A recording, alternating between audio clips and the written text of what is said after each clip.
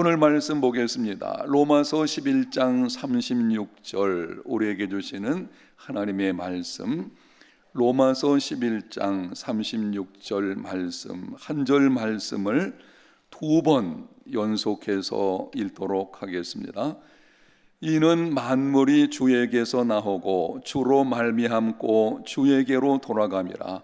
그에게 영광이 세세에 있을지어다. 아멘. 한 번 더 읽습니다. 이는 만물이 주에게서 나오고 주로 말미암고 주에게로 돌아감이라. 그에게 영광이 세세에 있을지어다. 아멘. 아주 오래전에 우리 교회에서 있었던 일입니다. 일전에 여러분들에게 말씀을 드렸던 기억도 나는데 여러분이 한 번 더 이 문제를 생각해 보시면 좋겠습니다. 우리 교회에서 중직자 선출을 위한 일들이 진행되고 있을 때에 한 전화가 담임 목사인 저에게 걸려왔습니다. 우리 교회에 다니시는 분이 아니고 다른 교회에 출석하는 성도로 보여지는데요, 이렇게 말을 합니다. 목사님, 저는 해운대 제일교회에 출석하는 사람은 아닌데 혹시 교회에서 중직자 선출하게 됩니까? 예, 우리 교회에서는 중직 선거를 지금 계획을 하고 후보들을 정하였습니다.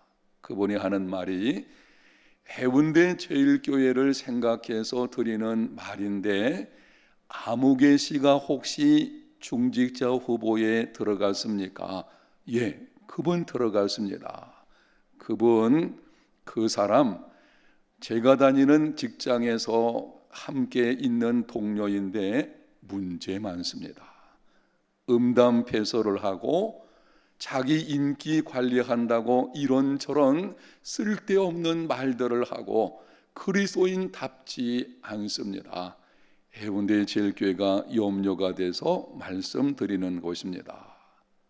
여러분 생각은 어떻습니까? 왜 이런 문제가 일어나고 있는 것입니까? 그분이 적어도 우리 교회에서 중직 후보로 선정되었다는 것은 교회 안에서 인정을 받았다는 것이죠. 참 좋은 교인이었어요. 문제는 교회에서는 그렇지만 교회 밖에서는 그리스도인답지 않은 것입니다. 참 좋은 교인이었지만 직장 생활에서는 그렇지 못한, 전혀 예수 믿는 사람답지 않는 모습으로 살아가는 것, 이런 사람들은 온전한 그리스도인이라 할 수가 없는 것입니다. 거반 그리스도인이죠. 절반은 그리스도인이지만 거의 절반은 그리스도인이 아닌 이런 모습, 그것이 문제가 되고 있는 것입니다. 강연을 보게 되면 온전한 그리스도인이 누군지를 이렇게 정의를 했습니다. 언제 어디서나 모든 상황에서 예수 그리스도께 전적으로 헌신하는 사람. 중요한 말씀이기 때문에 함께 읽겠습니다. 언제 어디서나 모든 상황에서 예수 그리스도께 전적으로 헌신하는 사람, 이 사람이 온전한 그리스도인입니다.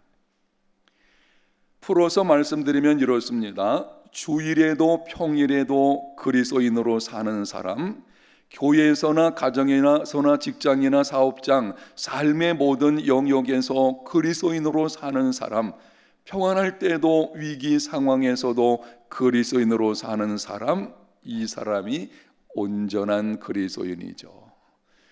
여기 주일에도 평일에도 하는 말은 이런 말들이 있지 않습니까? 그 사람은 선데이 크리스찬이야. 주일만 그리스도인인 사람, 온전하지 않은 사람이죠. 교회에서는 그리스도인인데 가정에 돌아가게 되면 전혀 다른 모습으로 살아가는 사람, 가정주부인 경우에 그럴 수 있겠죠. 문제죠. 평안할 때에는 그리스도인인데 위기 상황이 찾아오게 되면 엉뚱한 가운데 행하는 사람들도 있는 것을 보게 됩니다. 최근에 제가 들은 이야기 중에 하나인데요, 저희 딸 아이의 친구 어머니가, 친구 엄마가 그 아버지가 교회 장로님이거든요. 근데 그 친구 엄마가 딸의 친구가 어떤 남자를 사귀어서 결혼식을 얘기가 나오니까는 궁합이 맞지 않는다고 궁합을 봐서요. 궁합이 좋지 않다 그래서 그것 때문에 문제를 걸고 있는, 아니 그게 무슨 일입니까? 문제가 있는 것이죠. 이런 거예요. 어떤 상황 속에서는 전혀 그리스도인답지 않은 모습으로 살아가는 것, 이 거반 그리스도인인 것입니다. 오늘은 온전한 그리스도인에 관해서 크게 세 가지 측면에서 말씀을 드리겠는데요. 첫 번째는 온전한 그리스도인의 근거를 여러분들에게 말씀을 드리게 될 것이고, 두 번째는 온전하지 못한 그리스도인의 모습이 어떤 것인지 구체적으로 말씀을 드리게 될 것이고, 세 번째는 온전한 그리스도인이 되기 위한 권면을 몇 가지 실제적인 측면에서 말씀을 드리도록 하겠습니다. 자, 첫 번째, 여러분 강연을 보게 되면 온전한 그리스도인의 근거, 왜 우리가 온전한 그리스도인이 되어야 하는지 성경적인 분명한 근거가 있어요. 이론적인 바탕이 있는 것입니다. 그냥 예수 믿으니까 그렇게 살아야 되지, 그게 아니고 성경에서 분명하게 말씀하는 근거가 있다는 것입니다. 첫 번째 읽어보겠습니다. 하나님은 언약의 하나님이시며 창조주 하나님이십니다. 창세기 1장 1절에 이렇게 말씀을 합니다. 태초에 하나님이 천지를 창조하시니라. 성경은 언약이 아니라 창조로, 아브라함이 아니라 아담으로부터, 이스라엘이 아니라 열방으로부터 시작됩니다. 자, 여러분 앞을 보시면 아주 중요한 말씀이에요. 우리가 성경을 열어서 읽어보게 되면 우리는 우리를 죄 가운데서 건져주신 언약의 하나님, 이 구속 관련해서 하나님을 많이 생각하게 되는데, 성경에서는 언약의 하나님에 관해서 말씀하시기 전에 창조주 하나님에 관해서 말씀을 하십니다. 믿음의 조상이라고 일컬어지는 아브라함에 관해서 말씀을 하시기 전에 아담으로부터 말씀하시고 있어요. 하나님께서 죄 가운데 있는 인류를 구원하시기 위해서 이스라엘 백성들을 일찍이 선택을 하셨어요. 그런데 이스라엘 백성들에 관해서 말씀하시기 전에 열방에 관해서 말씀을 하십니다. 잘 기억하셔야 돼요. 우리가 섬기는 하나님은 언약의 하나님이시며 동시에 어떤 하나님이에요? 창조주 하나님이십니다.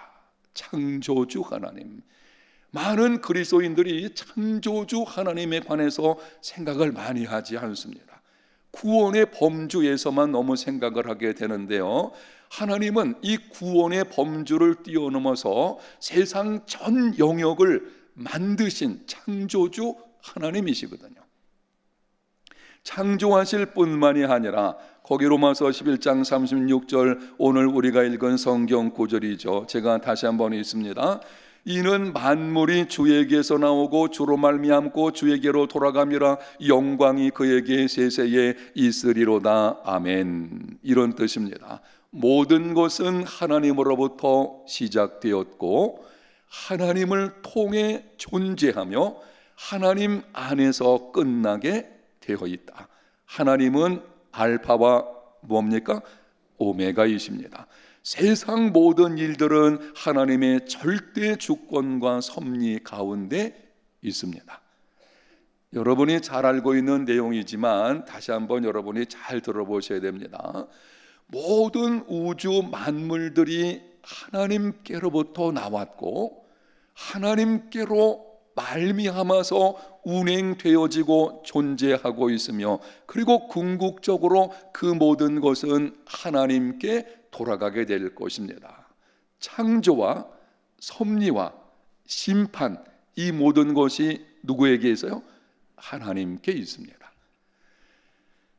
거기 18세기 계몽주의 등장한 철학 이론에 관해서 기록을 해놓았는데요, 이신론이라는 것이 있습니다. 이런 겁니다. 하나님은 천지 만물을 창조하신 후에 그 안에 적절한 시스템을 주입해 놓으시고 지켜볼 뿐이다 라고 주장을 합니다. 신의 초월적인 존재로만 여기기 때문에 역사의 신이 개입하는 계시나 기적을 부인합니다. 이게 잘못된 이론입니다. 이런 거예요. 하나님께서 천지 만물을 창조하신 후에 자연 법칙을 그 속에 두셔가지고 그냥 알아서 돌아가도록 하셨다. 하나님은 창조하신 것을 그냥 바라만 보고 계실 뿐이지 이 우주 만물은 자연 과학 법칙에 따라서 돌아가는 것뿐이다.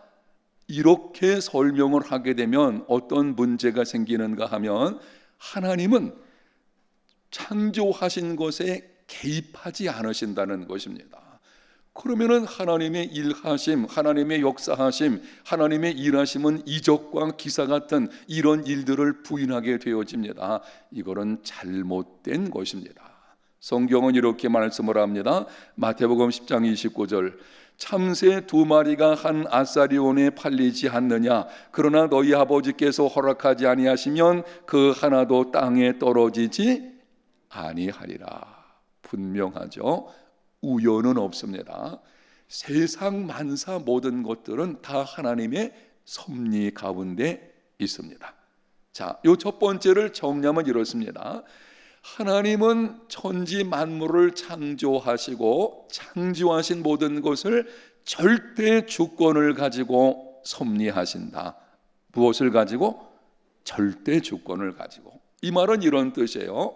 하나님께서 만드신 모든 것들의 주권이 그분에게 있다. 이 말은 바꿔 말하면 그 모든 일들은 하나님께 속한 하나님의 일들이라고 하는 것입니다. 자, 두 번째 보겠습니다. 예수 그리스도는 구세주이시며 주님이시다. 누가복음 2장 11절에 보면 예수님께서 탄생하셨을 때에 천사가 이렇게 말을 합니다. 오늘 다윗의 동네에 너희를 위하여 구주가 나셨으니 곧 그리스도 누구시니라? 주시니라. 거기 여러분이 동그라미 쳐놓으세요. 구주라고 하는 곳에 동그라미 쳐놓으시고 주라고 하는 곳에 동그라미 한번 쳐보시기를 바랍니다. 아주 중요한 말씀이에요. 예수님께서 이 땅에 탄생하셨을 때에 그분은 우리를, 택한 백성들을, 죄 가운데 있는 인류를 구원하기 위해서 오신 구세주이실 뿐만이 아니고 주님이십니다.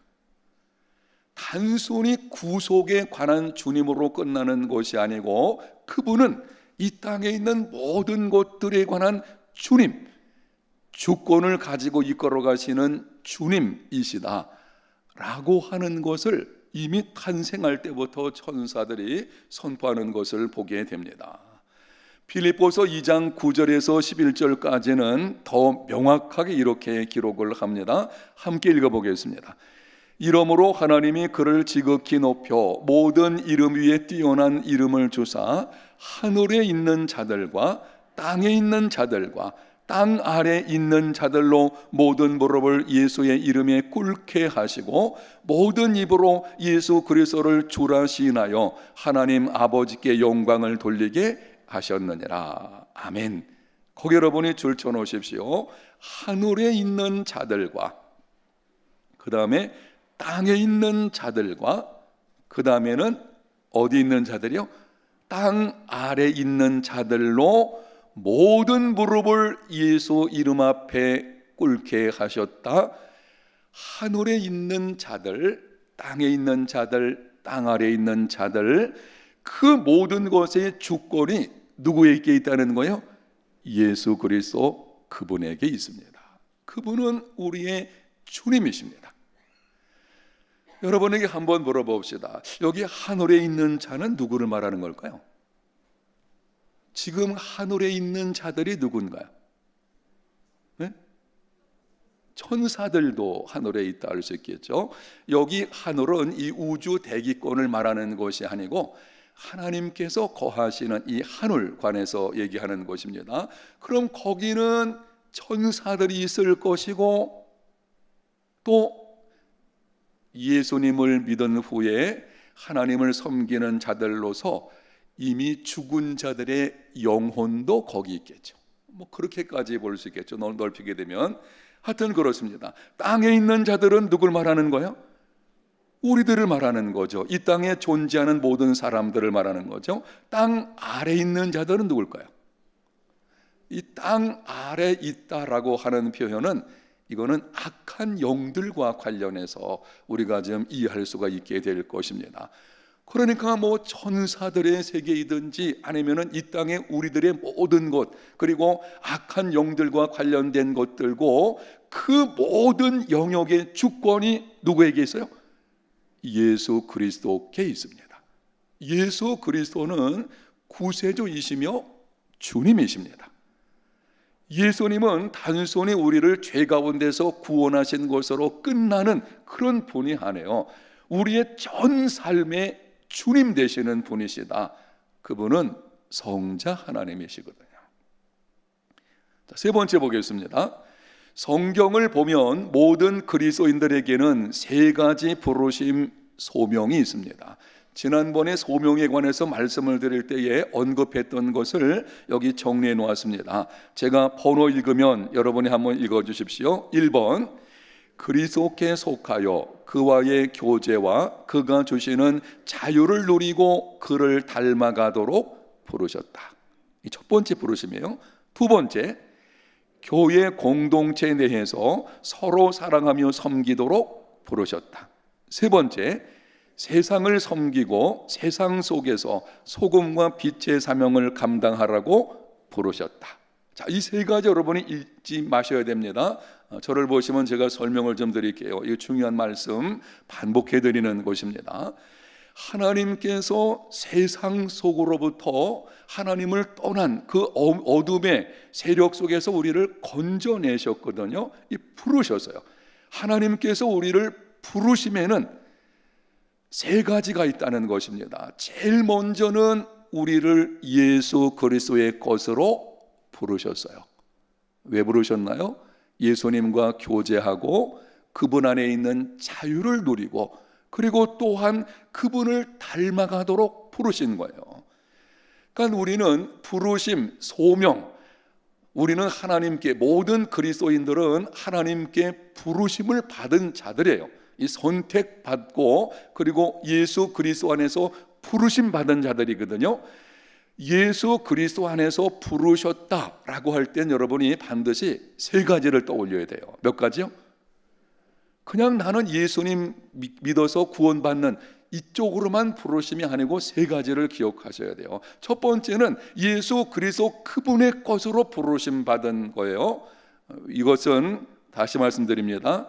그분과 교제하고 그분 안에 있는 자유를 누리고 그분을 닮아가도록 우리를 부르셨어요. 이게 첫 번째 부르심이죠. 그런데 두 번째 부르심이 있는데 그거는 어디로? 교회 공동체, 그리스도의 몸된 교회로 부르셨습니다. 반드시 그래서 모든 그리스도인들은 교회 공동체 안에서 함께 생활해야 됩니다. 교회로 부르신 것이거든요. 교회를 떠나 있는 그리스도인, 그거는 있을 수가 없는 것입니다. 세 번째 놀라운 사실은 또 한 가지 부르심이 있는데 어디로? 세상을 섬기고 세상 속으로 부르셨어요. 많은 그리스도인들이 이 세 번째를 놓치는 경우들이 있어요. 이런 것입니다. 나 예수님의 것으로 부름받아서 하나님의 자녀가 되어서, 맞죠? 나 교회 공동체로 부름받아서 나는 해운대 제일교회를 이루는 한 지체야, 맞죠? 그런데 여기서 끝나게 되어지니 온전한 그리스도인이 안 되는 것입니다. 우리는 어디로 부르심 받았어요? 세상 속으로 부르심을 받은 거예요. 반드시 세상 속으로 나가는 것입니다. 따라합니다. 세상 속의 크리스찬. 우리는 세상 속의 그리스도인으로 살아야 돼요. 교회가 좋사오니 늘 교회 안에서만 그리스도인의 모습으로 살려는 안 되는 것이죠. 이 세상 속에서 소금과 빛의 사명을 감당하라고 부르셨다. 이거 나중에 조금 나올 겁니다. 여러분이 명확하게 기억을 하시기 바랍니다. 자, 확인하면서 질문합니다. 다음에 주어진 세 가지 질문에 정직하게 대답을 해 보십시오. 첫째 질문: 당신은 하나님께서 창조주이시며 창조하신 모든 것을 다스리시는 분이심을 믿습니까? 두 번째입니다. 당신은 예수 그리스도께서 구세주이시며 주님이심을 믿습니까? 세 번째입니다. 당신은 그리스도와 교회와 세상 속으로 부름을 받은 자임을 확신합니까? 그렇다면 여러분이 진짜 아멘이라면 삶의 모든 영역에서 하나님의 주권을 인정하는 누가 되어야 돼요? 온전한 그리스도인이 되어야 합니다.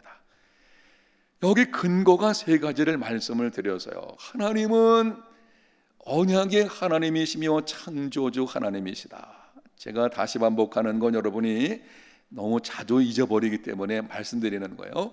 창조주 하나님이시다. 그리고 두 번째는 예수 그리스도는 구세주이시며 주님이시다. 그리고 우리는 예수 그리스도와 교회와 세상 속으로 부름받았다. 이 분명한 근거에 의해서 모든 그리스도인은 온전한 그리스도인이 되어야 합니다. 아멘. 자, 이 세 가지 여러분이 기억하십시오. 먼저, 자, 두 번째 보겠습니다. 두 번째, 온전하지 못한 그리스도인들이 있어요. 질문을 먼저 봅니다. 광야 40년 동안 하나님의 인도하심과 이적과 기사를 체험한 이스라엘 백성들이 약속의 땅에 들어갔을 때에 쉽게 가나안 우상을 섬기고 사사시대에는 큰 고통을 겪으면서도 다시 반복하여 우상을 섬긴 이유가 무엇이라고 생각합니까? 자, 이 질문입니다. 여러분이 다시 한번 제가 풀어 설명드릴 때에 생각을 해 보십시오. 광야 40년 동안 하나님의 놀라운 이적을 경험했잖아요. 만나를 먹고 반 속에서 물이 나고 홍해가 갈라지고, 그리고 40년간 그들이 하나님의 공급하심을 매일같이 경험하는 이 엄청난 일들을 경험했으면서도 이상하게 가나안 땅에 들어가서는 쉽게 우상을 접하고 그 자손들은 또 우상을 너무 섬기는, 그래서 결국에는 심각한 문제가 일어나게 된 것을 볼 수가 있습니다. 여러분, 이런 생각 안 드나요? 아이고, 나 같으면 하나님의 그러한 이적 한두 가지만 봤다면 나는 평생 동안 하나님만 섬기고 정말 자녀들에게도 하나님만 섬기라고 가르칠 것이다. 근데 이스라엘 백성도 그렇지 않았거든요. 아니, 이상하게 너무 가까이 가나안 땅의 우상 바알과 아세라 신을 가까이 하고 섬기고, 또 자녀 교육에서 신앙 교육도 하나님만 섬기라는 것을 철저하게 해야 되는데 그렇지를 못했거든요. 여러분, 왜 그럴까요? 이유가 뭐겠습니까? 또 한 가지, 이거는 관련해서 이런 것입니다. 사사시대, 여러분 사사기 아시죠? 이 사사기를 보게 되면 사사시대에는 이 사이클 돌아가고 있잖아요. 우상을 섬기면 하나님이 징계하셔서 이방인의 압제를 당하게 하고, 압제가 너무 심해서 큰 고통 중에 부르짖으면 하나님이 불쌍해서 건져주시고, 그래서 평안이 조금 계속되면 다시 우상을 섬기고, 이게 계속해서 돌아가는 거예요. 한번 생각을 해 보십시오. 아니, 한두 번이지 그렇게 여러 번에 걸쳐서 좀 얻어맞고 그러면은 정신 차려야 되지 않겠습니까? 근데 여전히 계속해서 이게 사이클이 돌아가는 것을 보게 됩니다. 이유가 뭐라고 생각하십니까? 오늘의 퀴즈. 이유가 뭘까요? 그 이유는요, 이런 것입니다. 하나님이 어떤 분이신지를 바르게 알지 못한 것입니다. 이스라엘 백성들, 이게 그들에게 비극이었어요. 이스라엘 백성들의 가장 심각한 문제라고 저는 보게 되는데, 하나님을 자기 민족의 하나님으로만 생각한 것입니다. 하나님은 우리 민족, 이스라엘 민족, 히브리 민족의 하나님이시다 라고 하나님을 자기 민족의 하나님으로 제한시켜 놓으니, 다른 민족의 경우에는 그 민족이 섬기는 신들이 따로 있다, 이렇게 본 거예요. 이런 방식이죠. 하나님은 우리 민족의 하나님인데 우리는 목축업을 하지 않느냐. 하나님은 이 목축업과 관련돼서 잘하게 해준 신이시다. 그런데 가나안 땅에 들어가 보니까는 목축업이 아니고 농사를 짓게 됩니다. 그런데 가나안 원주민들이 농사를 지으면서 그들이 섬기는 농경신 바알과 아세라죠. 그것도 우리가 섬겨야 되겠다. 그러니까 하나님도 섬기고 이방 우상도 섬기고 함께 섬긴 것입니다. 이게 그들의 문제여서요. 여러분, 이스라엘 백성들은 너 왜 하나님 떠나갔나? 그러면 이렇게 말했습니다. 우리는 하나님 떠난 적 없습니다. 왜? 그들은 하나님을 항상 붙들고 있어서요. 문제는 한 손에 하나님을 붙들면서 다른 손에는 우상신을 또 붙든 것입니다. 하나님께서는 이 두 가지를 붙들고 있으면 하나님을 버리고 우상을 섬기는 것으로 여기십니다. 문제였죠. 하나님을 제한시켜서요. 자기 민족, 자기들이 있는 그 지역, 이런 거죠. 이런 식으로 제한한, 이거를 조금 바꿔 말하면 지방신 사상이라고 할 수 있겠죠. 어느 지방의 신 정도로 생각하는, 이것이 아주 심각한 문제라고 하는 것입니다. 사실 조금 넓게 보면 이렇습니다. 제가 생각난 김에 말씀을 드리면은, 하나님께서 이스라엘 민족을 특별히 이 땅의 많은 민족들 가운데 선택하신 이유가 뭘까요? 그들을 통해서 누구를 보내시고? 예수 그리스도를 보내시고, 장차 메시아를 보내시고, 그 메시아를 통해서 누구를 구원하시려고? 열방을 구원하시려는 거예요. 열방의 하나님이시고, 그 열방 중에서 특별히 구원 사역을 위해서 하나님이 이스라엘 백성들을 선택을 하시는 것입니다. 그런데 이스라엘 백성들은 자기들이 열방을 위해서 존재하는 거예요. 이스라엘 백성들이. 근데 자기들을 위해서 하나님이 존재하시는 거라는 거죠. 하나님은 열방을 구원하시려고 한 민족 이스라엘 백성들을 택하셨는데, 이스라엘 백성들은 하나님은 우리들만의 하나님이야. 그래서 이방인들 무시하고 사마리아인들은 개같이 취급을 하고, 그런 일들이 벌어지는 것이죠. 이 잘못된 거예요. 하나님에 대한 바르지 못한 인식이 그들의 삶을 이렇게 만들고, 이게 역사 속에서 이스라엘 역사의 비극이었어요. 비극이 되는 것이죠. 자, 넘기겠습니다. 똑같은 현상이 오늘날 우리들에게도 나타난다는 것입니다. 오늘날에도 그리스도인들이 교회 안에서의 모습과 세상에서의 모습이 다른 가장 큰 이유는 하나님을, 그 다음 같이 읽겠습니다, 교회 혹은 종교 영역에만 제한시키기 때문이다. 이것이 교회가 세상에 영향력을 잃어버린 가장 큰 이유입니다. 자, 조금 더 설명드릴 때 들어보십시오. 요즘 교회가 세상으로부터 이러쿵저러쿵 하는 이야기를 듣게 되죠. 교회가 이렇고 교회가 저렇고.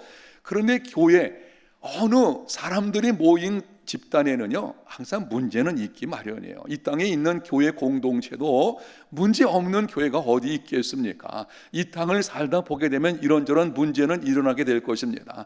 때문에 사실은 교회가 세상으로부터 등돌림을 당하는 가장 큰 이유는 거기 있는 것이 아니에요. 가장 큰 이유는 뭔가 하면 이스라엘 백성들 같은 그런 사고방식인 것입니다. 하나님을 교회 혹은 종교 영역에 가두어 버려서요. 그래서 그 교회를 떠나서, 그리고 종교 영역을 벗어나서는 하나님이 아니고 돈, 학력, 인기, 이런 것이 신이 돼버리는, 그게 우상인 거예요. 이런 방식인 것입니다. 하나님은 교회에서는 그렇지만 직장생활에서는 무슨, 직장생활에는 돈 벌기 위해 하는 것이지 라고 하는 것이죠. 결국은 이런 사고방식을 갖게 되어지니 교회 안에서 모습과 세상 모습이 달라진 거예요. 여기에 문제가 있는 것입니다. 자, 여러분 다시 한번 잘 생각해 보세요. 하나님께서 이스라엘 민족을 선택하신 것은 누구를 구원하기 위해서라 그랬어요? 열방을 구원하기 위해서. 하나님께서 이 땅에 교회를 두신 이유는 뭘까요? 누구를 구원하라고? 세상을 구원하려는 것입니다. 세상 속의 교회거든요. 그런데 마치 그리스도인들이 하나님은 교회, 그리고 택한 백성들만의 하나님으로 생각하는 것입니다. 세상에 대한 책임을 잃어버리는 것이죠. 이 문제가 되는 거예요. 교회 안의 모습과 세상에서의 모습이 다른 것, 그게 교회가 가지고 있는 가장 심각한 문제입니다. 교회가 문제가 좀 있다고 할지라도 정말 모든 그리스도인들이 교회 안에서 모습과 세상에서의 모습이 동일한 모습으로 살려고 애를 쓴다면 아마 제가 보기에 세상이 변화될 것입니다. 자, 다음에 주어진 내용을 읽고 한번 점검해 보라. 자, 우리가 그렇지 않은지 좀 점검해 보는 시간이 되었으면 좋겠는데요. 자, 제가 번호 읽으면 여러분이 돕는 입장에서 한번 읽어 주십시오. 1번, 교회 안에서는 조인 교훈으로 교회인들에게 칭찬을 받는다. 그런데 가정에 돌아가면 배우자에게 폭언하고 폭력을 행하기도 하며 자녀들에게 함부로 함으로 상처를 준다. 이게 문제죠. 교회에서는요, 참 좋은 교인이에요. 아유, 그 집사님 참 좋으신 분이지. 그런데 가정에 돌아가면은 변하는 거예요. 함부로 자녀에게 말하고 상처를 주고 배우자에게 폭언을 하고, 우리는 배우자에게 폭언을 하고 그러면은 자꾸 퍼뜩 떠오르는 게 그 남편 생각하는데요. 요즘 여자들 문제 큽니다. 거꾸로 되는 경우도 있어요. 거꾸로. 가정 가면은요, 그냥 아내가 달라지는 거예요. 암사자가 돼버려요. 이렇게 되는 거죠. 교회에서는 그냥 순한 양 같은데 이렇게 돼버리는 거죠. 곤란하게 되겠죠. 그러다 보게 되면 자녀들이 교회 나오지 않습니다. 왜 그럴까요? 우리 부모님 보니까 아닌 거예요. 아니, 부모님이 교회에서는 안 그러는데 왜 가정에서 그런 거예요? 그러니 자녀가 그 모습을 보게 되면 교회에 나올 리가 없죠. 어렸을 때에 적어도 초동부쯤까지는 부모의 영향 아래 강하게 있으니까 그냥 부모에게 끌려 나올지 모르겠지만, 그렇게 이중적인 모습으로 부모가 생활하게 되면 청소년기 들어가고 나서는요, 아이들이 달라지기 시작합니다. 떠나게 되는 일이 벌어지게 되죠. 두 번째 읽어보겠습니다. 교회 안에서는 겸손하게 다른 사람을 섬긴다. 그런데 사회생활할 때에는 교만하여 갑질을 한다. 다른 사람을 무시하고 직장에서는 밑에 있는 직원들을 폭언한다. 여러분들은 뭐 가정주부인 경우들이 많지만 이 직장 생활할 때 이런 경우 있을 수 있어요. 참 겸손해요. 아이고, 성도님 진짜 겸손하지. 아주 조신한 어떤 집사님이 있을 수 있겠죠. 그런데 직장 가면은요, 자기 밑에 있는 사람에게 함부로 말을 하고요, 갑질하는 경우도 있습니다. 최근에 제가 들은 말인데요, 부산에 있는 아주 최고급 아파트 및 오피스텔이 있어요. 어디라고는 제가 얘기 안 하겠어요. 그래, 들려오는 말이 있었는데 거기는 숙박 시절이 함께 이용하는 게 돼 있거든요. 그래서 이 숙박하려고 어떤 사람이 엘리베이터를 탔대요. 그랬더니 한 모녀가 엘리베이터에 같이 있었는데 그 딸아이가 자기 엄마한테 이렇게 속삭이는 걸 들었답니다. 요즘 것들은 지독히 가난하면서도 돈 벌어가지고 이런 곳에 한번 자라온다고. 이야, 여러분 그거 인터넷에 뜬 적이 있었어요. 저는 그 본 것이 아니고 들었는데요, 이런 거예요. 제가 그런 말을 들을 때는 이런 생각 들어요. 어우, 그리스도인이면 안 되는데. 여러분, 이런 갑질 같은 거예요. 이런 것이 있어요. 돈을 좀 가지고 있다 그래서 다른 사람을 무시하는 경우 있어요. 교회에서는 그렇지 않은데, 아니 딱 나가면은, 교회 밖에 나가면은 자기가 뭐 대단한 줄 알고 이 돌변하는 거예요. 이거는 온전한 그리스도인이 아닙니다. 이 뭔가 잘못된 거죠. 세 번째 보겠습니다. 읽어봅니다. 교회 안에서는 충성스럽게 주어진 일에 최선을 다한다. 그런데 직장에서는 상사의 눈치 보며 대충 시간을 때운다. 심지어 교회 일을 핑계로 직장의 일을 소홀히 한다. 이러면 안 되죠. 교회에서는요, 너무 충성스러워요. 그래서 그분을 충성되니까 교인들이 인정해서 리더로 세울 수 있죠. 중직자로 세울 수 있습니다. 그런데 그분이 직장에 돌아가면 전혀 돌변하는, 아주 게으른 거예요.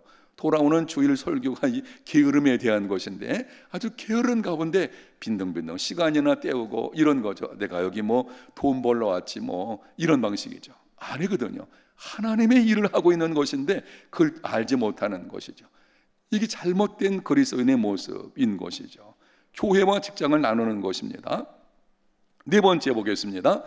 교회 안에서는 정직하게 살려고 애를 쓰며 불의를 보고 참지 못한다. 그런데 사업을 할 때는 임금을 체불하며 야근을 시키면서도 정당한 임금을 지불하지 않는다. 심지어 임금을 어때요? 떼먹는 경우도 있어요. 아니, 그리스도인들이 그런 경우 있다는 거예요. 이 기막힌 사실이죠. 안 되죠. 이게 완전히 이거는 하나님이 어떤 분이신지를 모르는 가운데서 이런 일이 벌어지게 되어지는 것입니다. 그런 경우 있어요. 정말 교회 안에서는요, 정직하고요.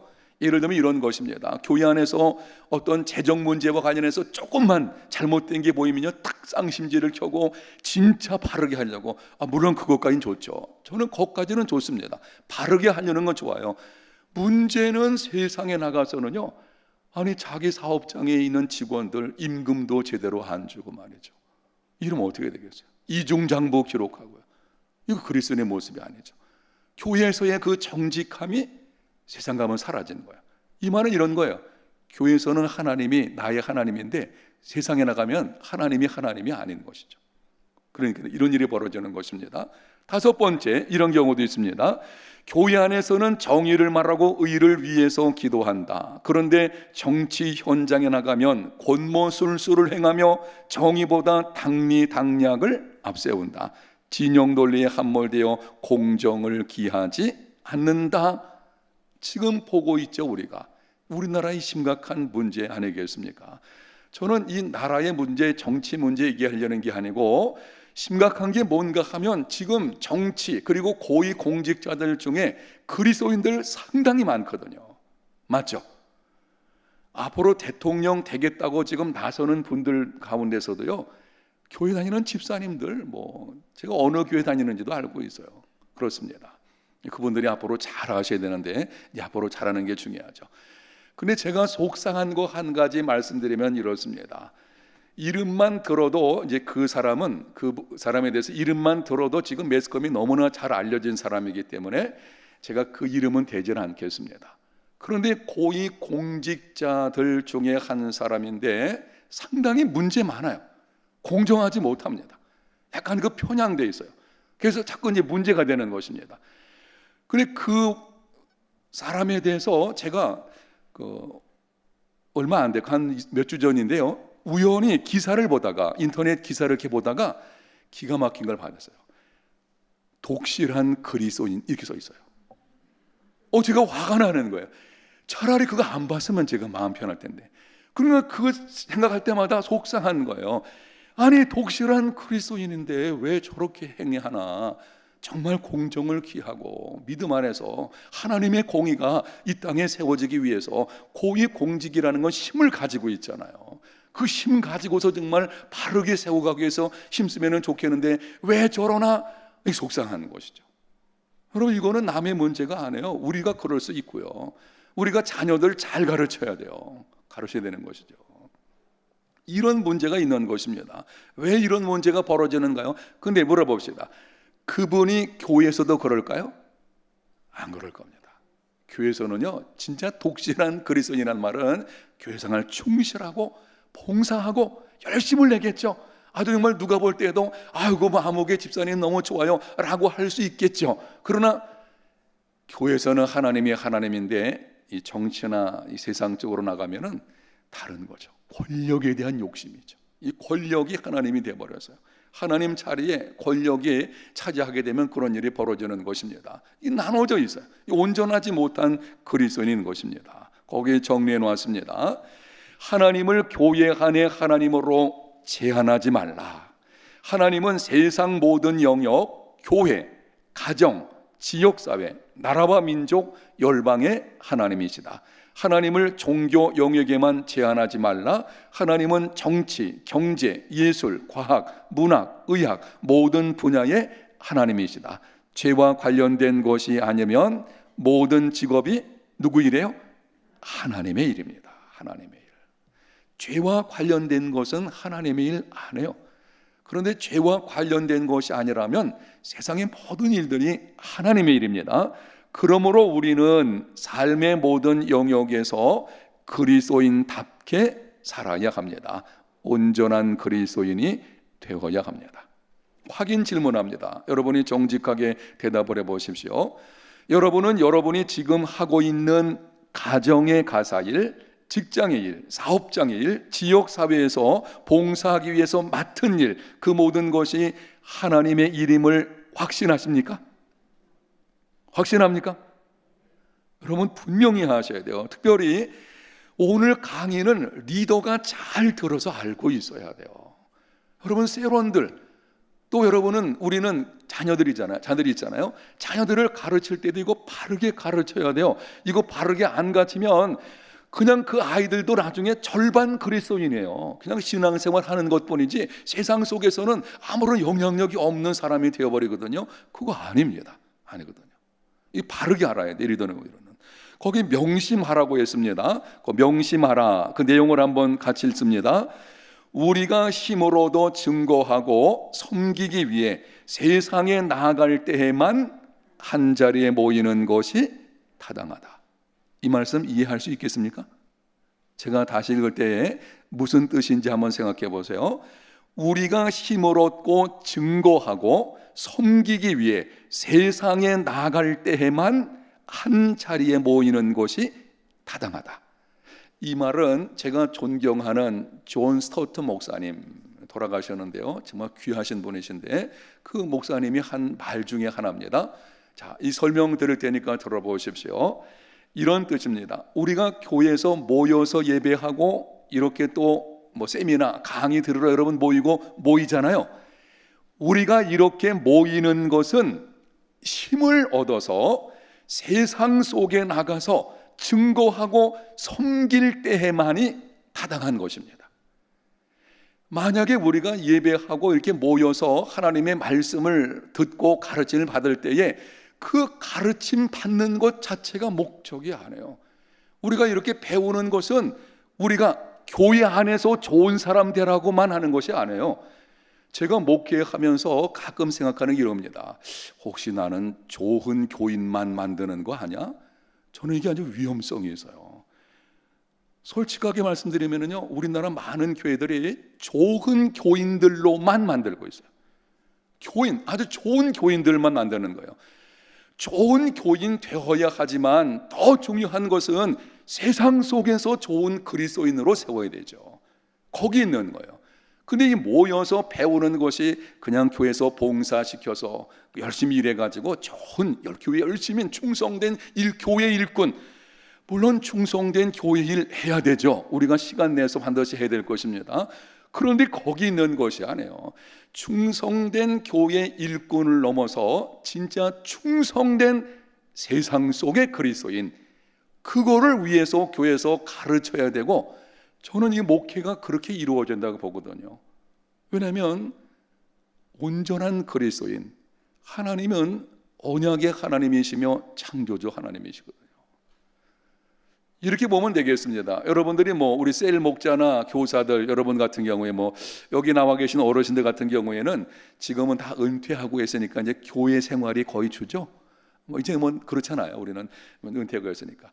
그러나 아직까지 현역에 있는 분들 생각해 보세요.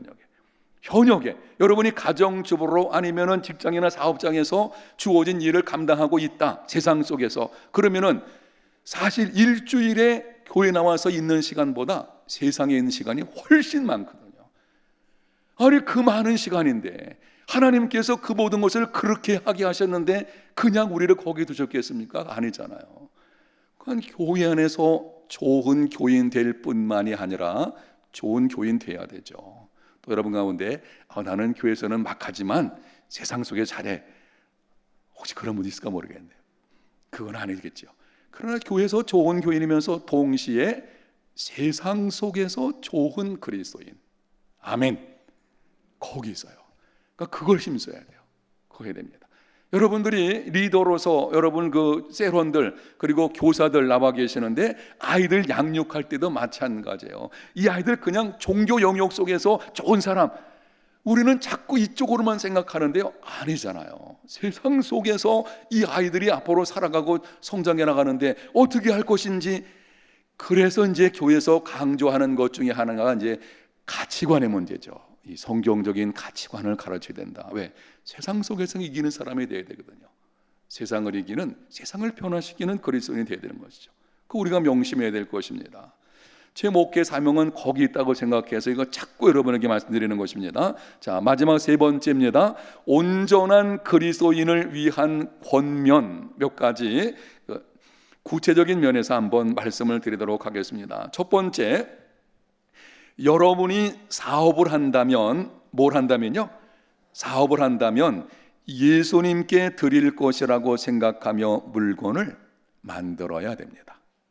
물건 하나를 만들어도 누구에게 드릴 것? 예수님께 드릴 것처럼 여러분 자녀가 사업하려고 하면 이 말씀을 분명히 전해 주셔야 됩니다. 그냥 설명드릴게요. 저를 보십시오. 이런 것이죠. 오래전에 제가 과일 바구니, 아주 오래전의 일인데요, 받은 적이 있었는데 선물로 진짜 과일이 너무 탐스럽고 크고 너무 보기 좋은 거예요. 그래서 야, 이거 괜찮다, 먹음직스럽다. 그래서 옮기잖아요. 가정에 그거 들어오면은 옮기는데 보니까 속에 뭐가 있어요? 썩은 게 있는 거예요. 요즘은 뭐 전보다는 많이 나아진 것으로 생각하는데 과일 상자도 그런 경우가 있어요. 과일 상자를 이렇게 구입하게 되잖아요. 그러면은 그 위에는 좋은 거 있는데 밑에 가면 꼭 썩은 게 몇 개가 있는 것을 보게 됩니다. 비양심적인 사업가죠. 곤란합니다. 그리스도인은 그러면 안 되죠. 물건을 하나 만들 때에도, 이게 포장할 때에도 정말 이거 내가 주님께, 여러분 이런 말 들어봤을 겁니다. 혹시 식당을 하시는 분들이 여러분 자주 듣는 말이, 아이고 나는 음식을 만들 때에 누가 먹을 것으로, 우리 가족이 먹을 것으로 생각하고 만듭니다. 진짜 귀한 거예요. 그렇게 해야 돼요. 우리 가족이 먹을 것으로 여기고 만들어야 되죠. 그런데 그리스도인은 가족이 먹을 것 이상으로 누가 드실 것, 예수님 드실 것으로 생각하고 만들어야 돼요. 그럼 어떻게 되겠습니까? 그럼 맛이 점점점 더 좋아지겠죠. 신선한 재료를 쓰겠죠. 근데 그렇지 않거든요. 많은 경우에 장사가 조금 잘 되고 하게 되면 점차적으로 대충 하게 돼서 맛을 잃어버리게 되어지죠. 제가 이 요리 프로그램을 참 좋아합니다. 음식 프로그램. 제가 그 백종원 나오는 거 뭐죠? 골목 식당도 가끔 보고 하는데요. 그 마찬가지 거기 보게 되면 골목 식당 나와 가지고 잘 되면은 어느 순간 이게 처음에 그 마음이 사라져 가지고 이게 문제가 되는 경우 있죠. 그거 안 되는 것이죠. 사업할 때 어떻게 해야 되겠습니까? 이게 온전한 그리스도인. 두 번째입니다. 여러분이 의료 종사자라면 환자를 누구 대하듯이? 예수님 대하듯이 해야 합니다. 거기 써 있어요. 환자를 돈으로 생각하지 말라. 과잉 진료하지 말라. 그리스도인 의사는 환자를 누구 대하듯? 예수님 대하듯 해야 합니다. 혹시 여러분 과잉 진료 당한 경험 있으십니까? 저도 있어요. 저도 보니까는 생각을 해보니까 2번 그런 게 있더라고요. 그 중에 한 번에 뭔가 하면 제가 갑자기 이 이가 아파가지고 어느 치과 병원에 갔어요. 제가 어디라고 얘기 안 하겠습니다. 편견 가질까봐. 하여튼 뭐 교회에서 멀지 않은 어느 곳에 제가 치과 병원에 갔어요. 그랬더니요, 뭐 사진을 한 2번인가 갑자기 찍게 만들고 또 치료하다가 안 되겠어요. 한 번 더 찍어야 되겠어요. 또 찍고. 제가 막 화가 나는 거예요. 이렇게까지 해야 될 필요가 있나? 한편 좋게 생각하면 이거 정말 정확하게 하려고 그러는가 보다.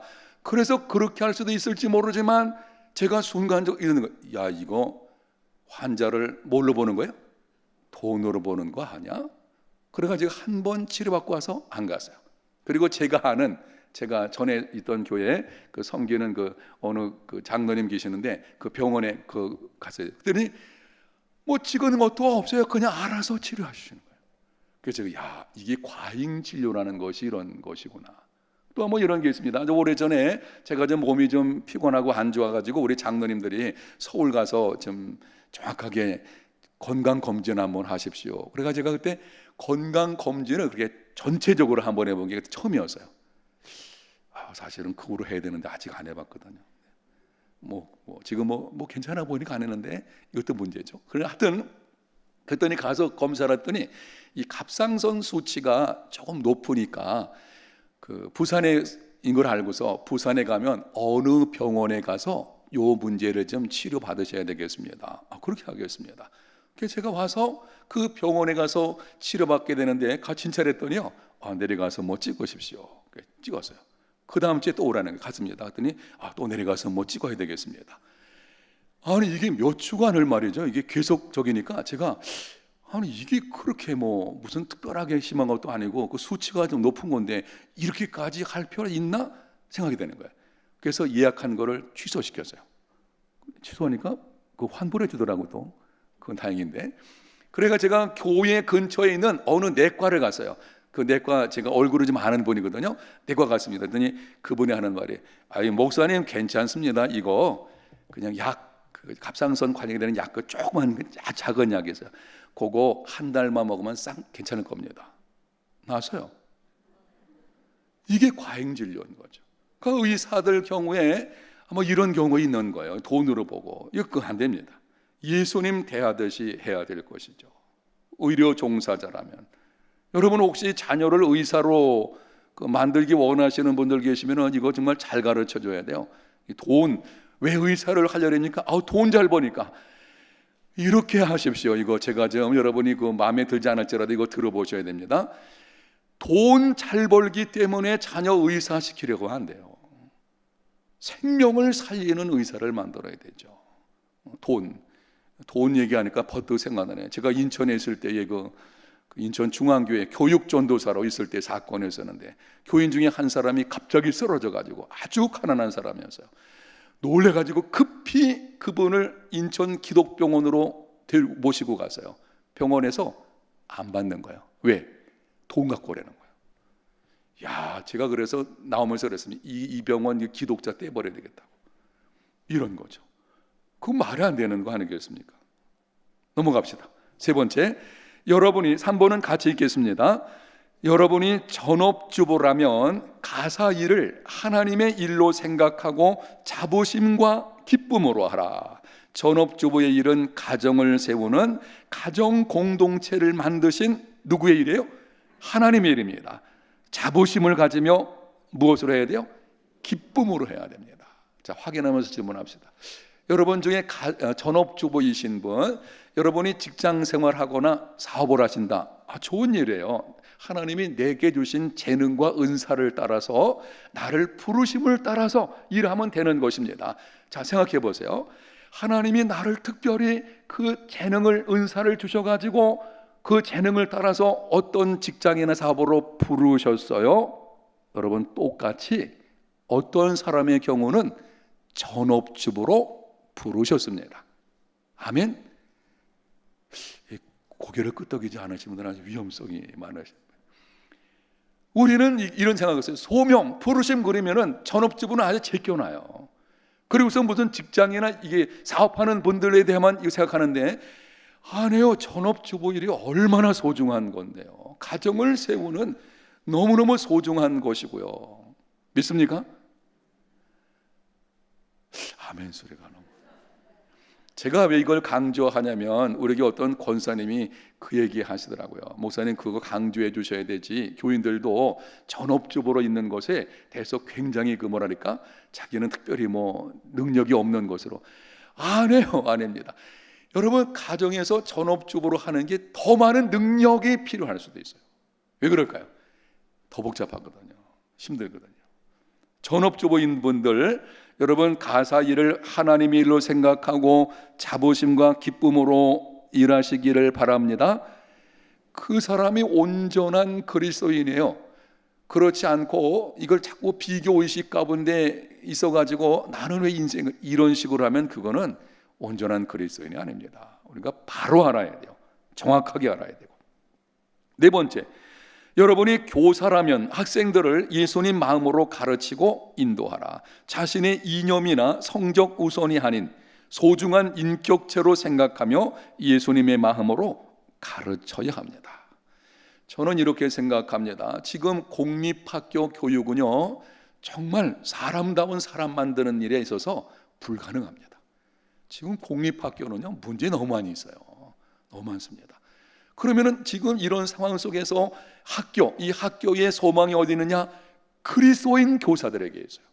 그리스도인 교사들이 정말 아이들을 잘 가르쳐야 되죠. 요즘에 학교에서도 이념에 치중되어 있는 교사들이 있죠. 제가 구체적으로 얘기 안 하겠지만 이게 문제입니다. 그렇게 이념적으로 아이들을 가르치면 안 되죠. 앞으로 문제가 생기게 되죠. 아니면은 성적 우선으로 해가지고 공부 잘하면은 잘못해도 봐주는, 이거 곤란하죠. 공부 못하면 완전히 그냥 뒤로 딱 제껴놓고. 그리스도인 교사는 그렇지 않죠. 공부가 좀 못해도 그 아이가 가지고 있는 재능이 있잖아요. 하나님이 주신 그 재능이 뭔가를 그 아이로 하여금 발견하게 하고 키워가게 도와주고, 이건 누가 할 수 있겠어요? 그리스도인 교사들이죠. 그게 소명, 중요한 것입니다. 그게 온전한 그리스도인 교사 되는 거죠. 5번째 보겠습니다. 여러분이 직장인이라면 직장에서 일을 하나님의 일로 알고 주님께 하듯 하라. 근무 시간에 딴짓하지 말고 불의한 일이 아니면 기쁨으로 감당하고, 그 다음에 뭐라 그랬죠? 직업에 자신의 가치를 두지 말아야 합니다. 이 직업, 내가 무슨 일을 하느냐, 여기에 자기 가치를 두게 되면 거기서 문제가 일어나게 되죠. 그게 아니죠. 나의 가치는 거기 있는 것이 아니고 하나님의 사랑받는 자녀라는 것, 거기 나의 가치가 있죠. 6번째, 여러분이 정치가라면 분명한 소명을 가지고 하나님의 공의가 이 땅에 이루어지도록 힘쓰라. 아멘. 자, 여러분들이 들으셨으니까 우리도 이렇게 행할 뿐 아니라 우리 자녀들, 세론들에게 바르게 가르쳐야 되겠죠. 거기 맨 마지막에 군글 글씨 읽고 마치겠습니다. 하나님은 창조주이시며 세상 모든 영역의 주권자이시다. 언제 어디서나 모든 상황에서 예수 그리스도께 전적으로 헌신하는 온전한 그리스도인이 되라. 아멘. 아멘.